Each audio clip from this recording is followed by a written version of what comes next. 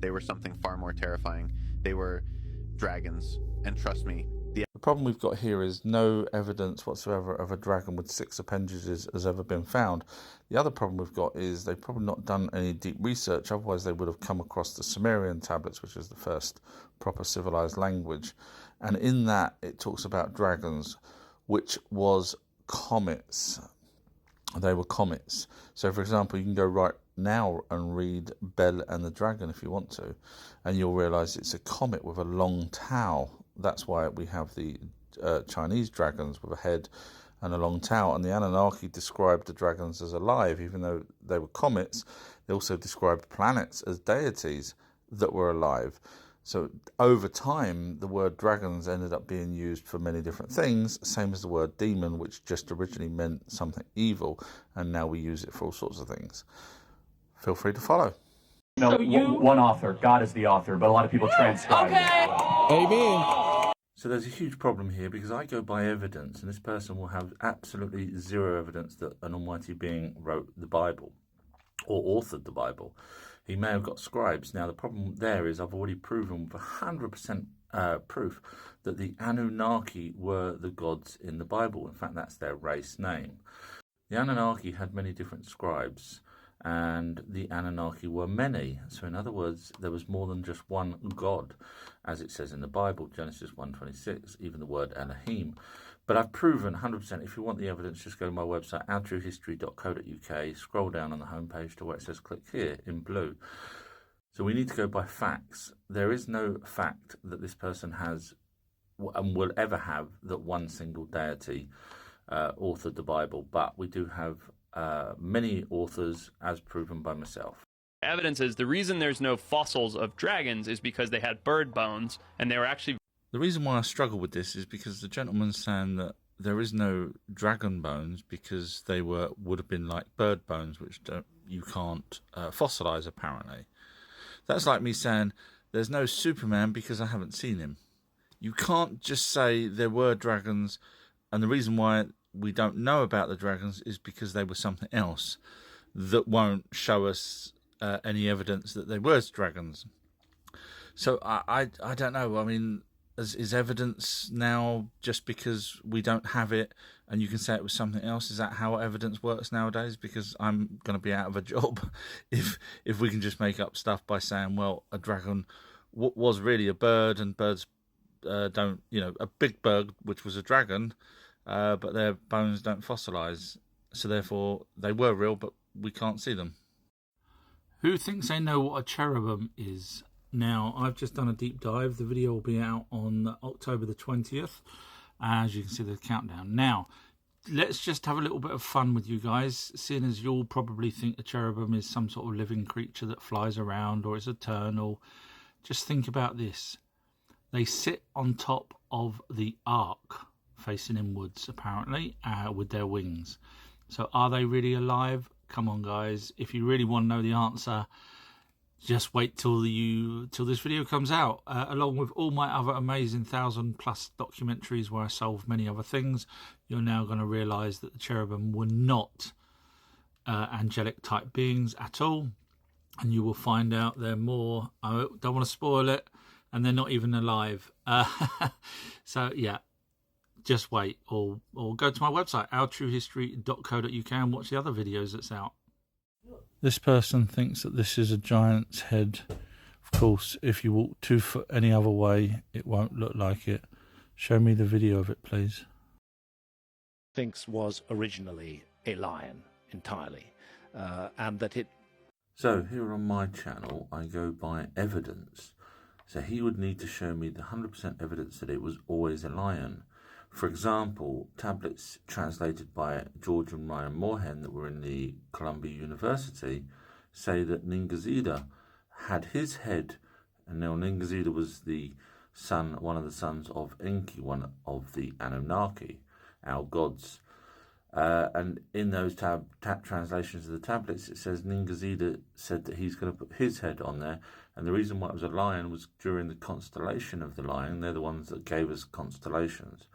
So because we've got the lion, we can now date it. That's the reason why they actually done it. and they put Ningazida's face so we would know who it was that actually built the pyramids. It was to do with the pyramids, the Sphinx. So I need evidence, Graham. The whole Earth is going to go through an activation where we will have powers similar to superheroes. There is a few problems here with this, but I suggest people go and watch the actual full video where he talks about we're being run by a Satan AI and that we're all going to be ended up wearing robes, etc. So my problems here is when he says we're all going to have powers like superheroes, we're probably not. We may have bionic limbs and things like that, but we're not going to be able to fly on our own. We'll have devices, which is what we've got now. So technically, if you said to someone, oh, I'm going to go to America by flying over the ocean, if you said that to someone 200 years ago, they'd think you're crazy, but you can do it. So in other words, with technology, you can do a lot of things. Does that make you ability of a superhuman or superhero? No, it doesn't. All modern religion is based on the Egyptian religion of worshipping the sun. Someone has, bless, Jerry doesn't follow me. So I did see a TikTok video the other day where someone had said that, and I felt like doing a video to say how wrong they are, but because I was busy, I didn't have the chance to do that. So no, not all modern religion is not based on the Egyptian religion of worshipping the sun, I'm afraid. So first of all, you've got the Christian religion, which is basically worshipping many gods to start with, you must know that, and they were the Sumerian gods. And the Sumerian gods were also the Egyptian gods as well, but then obviously further down the line from way back from the multiple gods, you then have Marduk, who was the god in the Bible, because he got rid of polytheism and changed it to monotheism. Which, Gary, I don't want to sound rude or anything, but no, the religions didn't worship. Now, Marduk, I'll give you one little hint here. Marduk was the sun god. So when you say, and Marduk was also Ra. So when you say that all religions are based off of worshipping the Egyptian sun, technically they're actually worshipping Marduk, the sun god. And Marduk was also known in Babylon and Sumerian times, as well as Jesus times, as well as Egypt times, as well as wait for it, drum roll, Greek and Roman times. So you can't say that the religions, because there were religions. Thank you, Snuggles. Yeah, anyway, I won't bore you with the details, but yeah, feel free to follow and learn and unlearn what you've learnt from everyone else, because trust me, they will confuse the hell out of you. Just ask them for evidence. I mean, proper evidence, not just, oh look, here's a sun disk, with wings, and therefore that's what people worship. Don't go by that, because I can show you an older one that's from the Sumerian, which is also called the sun disk. So. And that was Sumerian, not Egypt. Anyway, Persons 989 has wrote, so if I take the mark of the beast, IMA, be smacked by a rock instead. So the story is called Mark of the Beast. The actual event was to do with a dragon, if you read the Mark of the Beast. Believe it or not, the amount of people that think they know the story of the Mark of the Beast because they read it from the part where it literally just waffles on about 666. They don't go back. They don't bother reading because they have no idea. They can't comprehend. And I don't mean to sound rude, but because they haven't done the research, all they read is leopard and dragon, and they just skip past that, because if you don't know it, you skip past to the good bit where it's like, yeah, Mark of the Beast, and if you don't follow me, you're going to die. But luckily, you're in the right hands. Someone actually does know what they're talking about, and it turns out that it was a comet due here. I have done a video. If anyone's interested, go to my website, outtruehistory.co.uk, where I show evidence. It was a comet, and one of the Anunnakis knew there was a comet coming to hit. It doesn't say which land, but coming to hit a land where people were, and they were more than likely worshipping another god, because obviously the Anunnaki were called gods, that's their race name. So the god from somewhere else said to these people, I will, basically he said, words to the effect, you can go read it, come with me if you want to live. And if you do, you have to have a mark. Now, the mark is just a symbol on the hand or on the forehead. They had banners, like a cloth banner that they would tie around the top of their head, which I'm sure you know because you've probably done as much research as me. And those that didn't follow said God would die a horrible death, as it says. So, yeah, feel free to watch the video with evidence, as I always do. Green Queen is right. Hey, I'd believe anything but the Bible. Well, technically the Bible is a copy of the older texts. So there are some stories in there where it's almost right. So, for example, the flood story is almost right, except, for example, the part where it says the Lord tells the Lord's gonna, I'm paraphrasing, I can't remember off the top of my head, where God tells Noah, which was the Azudra, to build the ark. That's correct, but the Bible obviously gets it mixed up and puts Enlil and Enki as one god. So you got Jehovah and you got El, not Yahweh. Yahweh was Marduk. So, and I show all of these in my amazing documentaries with evidence. So the Bible tries and is very close, but just doesn't quite get it. And luckily, we've got these older tablets that we know about and we can read. In fact, that particular tablet's in the British Museum, where Enki, British Museum, Enki, not God, not Lord, not anything else, Enki, which was one of the Anunnaki brothers. KG is for Emerald Tablets. I do like full questions because obviously I don't know how much you know about the Emerald Tablets.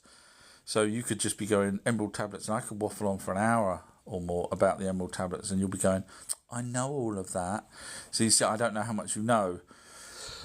So the only thing I can do is just skip. Sorry if I'm sounding out of breath. I just literally finished my dinner and maybe I should have let it settle.